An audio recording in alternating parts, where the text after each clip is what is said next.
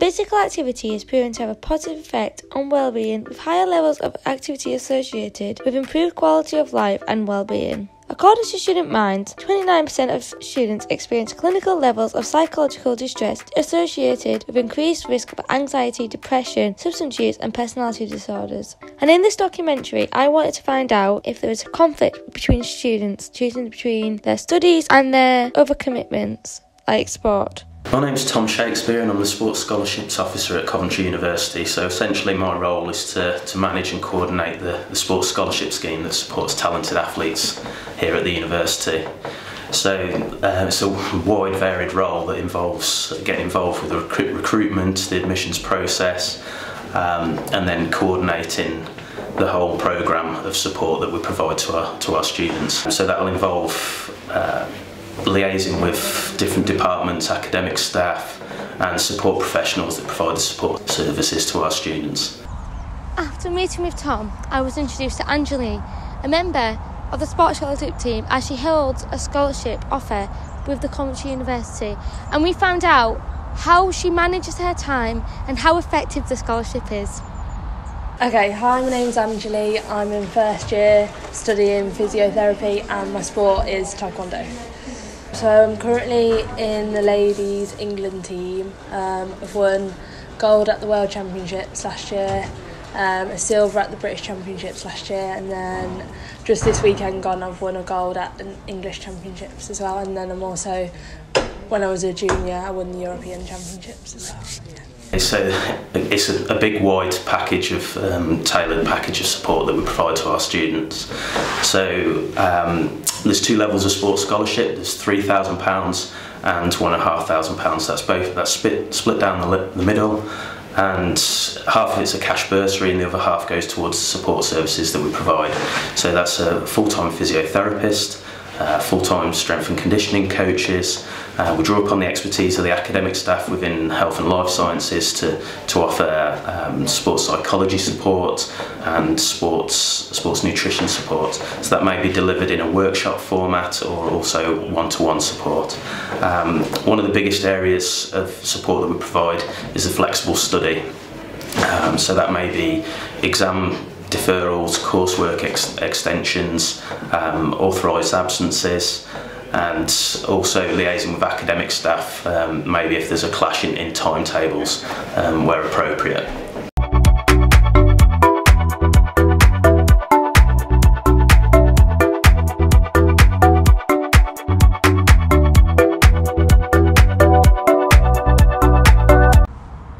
I met up with the Coventry Jets, our American football team at Coventry University, and I wanted to find out if they found that doing sport and studies was a hard challenge. My name is Lucas, I study civil engineering and I'm a third year. My name is Alex, I do psychology and I'm a first year. My name's Shazad and I do computer science, I'm a first year. My name's Sean, I do photography and I'm a second year. You've got like 9 hours. Whoa. 7 a week. Mine's roughly around 15 hours a week and I'm there for probably 6 if that. I've got, I think, around 7 or 8. I've got the most. Literally it's 2 days and then study pretty much on Wednesdays and weekends. Depends on our game days, because if we have a game on Sunday then obviously that day is off the table. I go uni for like 20 hours a week. Yeah, that's what first year is. Yeah, first year. And yeah, most of it's pointless as well. I mean, I've stopped going now because we've done our assessment and all the lectures don't matter anymore. We've already done the assessment. It's just all tutorials, so. Cameron Smith, Accounting and Finance, University of Leicester. I used to do rowing and I quit because there wasn't time to do work and row. My name is Wael Saleh. I'm doing electrical and electronic engineering. And I'm doing fencing, and I'm a fencing coach at the same time. My name is Marfil Castillo. I'm in the University of Warwick and I'm doing my master's in autonomous vehicles, and I'm part of the American football team in the flag football team with the girls of Wolverines. Well, because I'm in my master's, like sometimes I have modules and sometimes I'm free, so it depends. But most of the times, like maybe I will spend like maybe like most of my day inside uni, working like in my PMAs and doing research. So it changes. Yeah. Well, we have 2 sessions a week. Yeah, one on Tuesday and Thursday. One on Tuesday, one on Thursday. The Tuesday one is 2 hours of like usually full contact. So we have our pads and our helmets and full contact. Then Thursday we've got an hour of game film in the classroom, and then after that we've got an hour of just helmets and doing basically getting the timing right, installing new concepts and everything. Yeah. And most people go to the gym as well. So yeah, outside of every other day practice. Yeah, I go to gym like 6 days a week as well. And then I'm trying. And then it's a game on Sunday. So if we only did the bare minimum, you'd really be playing 3 times a week. Yeah. A lot of we watch quite a lot of guys watch a lot of their game film outside of practice and like our game film sessions. So basically, I know eating breakfast before bed, just trying to analyze your opponent and what they're going to come out with. If you're eating breakfast before bed, you're doing it wrong, mate. Research commissioned by Uni Health, based on a survey of 1,000 first and second year students, have revealed that 80% of UK students suffer from stress or anxiety at uni. Right, for the hours I spend in the uni itself, it's about 20 hours a week. And the hours I spend outside uni for studying, that's going to be mainly about another 20. Before a game is only 3 minutes times 3, so it's only 9 minutes a game. And mainly you have to train or prepare yourself in about 20 minutes, 30 minutes for each game. We have 2 sessions each week, Mondays and Fridays. Each session is, one of them actually is 2 hours and one is an hour and a half. Because I'm a coach that takes extra time to prepare for each session, a plan needs to be done before each session. I need to know exactly how am I developing the skills for each certain individual. So that's going to take extra, let's say, an hour or 2 for each session. So let's say if a total of 4 hours of sessions in each week, another 4 would be added to plan the sessions I'm going to be given. It depends on the week, but it was between 5 or 6 days a week, and it varied. Sometimes you'd have to go up to Nottingham, which would mean getting up earlier and then obviously getting a coach to and from Nottingham, which meant we lost basically the whole day. So it varied.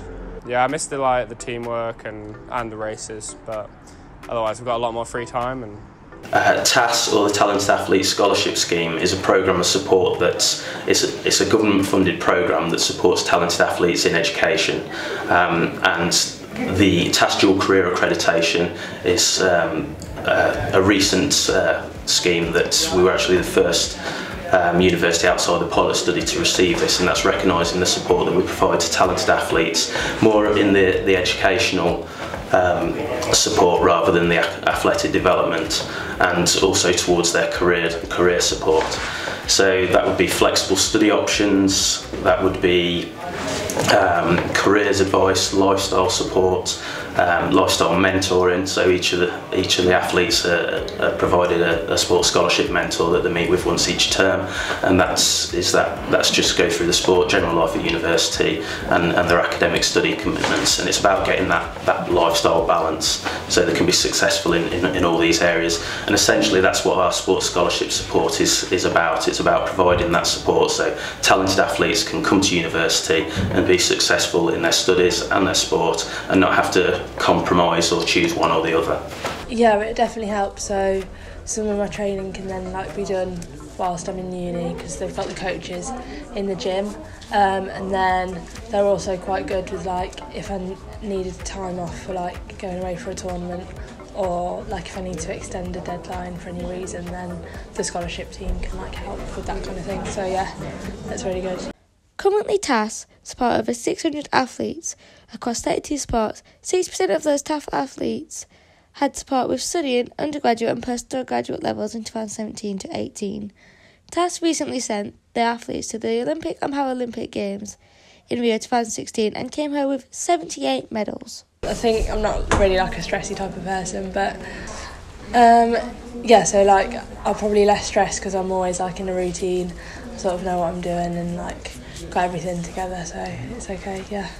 It all started in Mexico. I like practicing sports generally, and well, when I was dating one guy, he was in American football, and I really got into American football. And then I saw that it was flag football, and it's like non-contact sport, so you cannot actually get hurt. So I started with flag football, and then I really like it. And when I came here, I was surprised that they had like flag football in the university.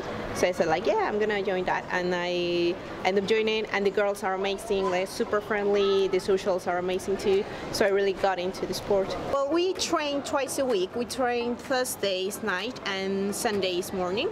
But usually before match, we have like also classroom sessions, like maybe an hour.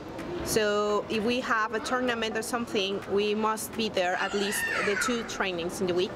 And then if there's a classroom session, also in the classroom session. Conflict? Yeah. We still get enough.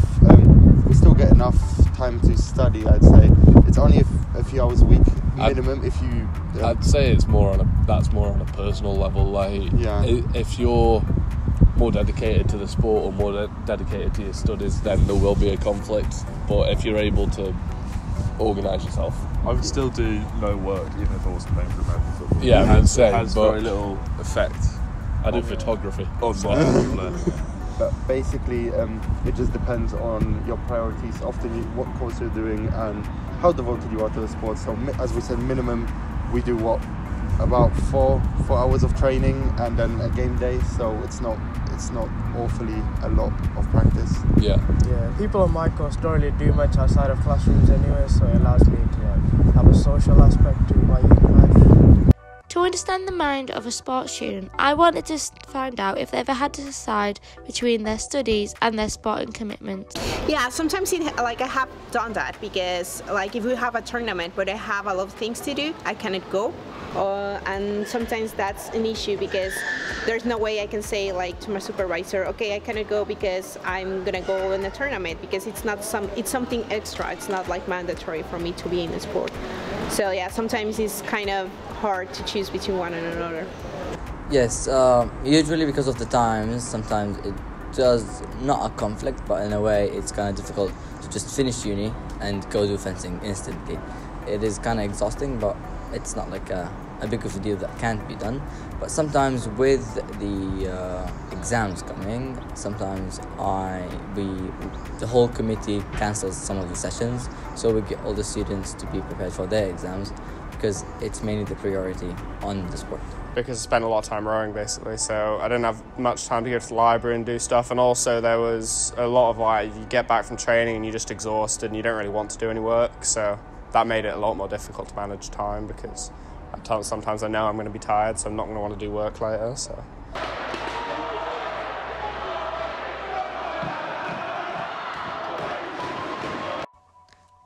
I then wanted to find out if sport was good for your mental health and how it benefited the students.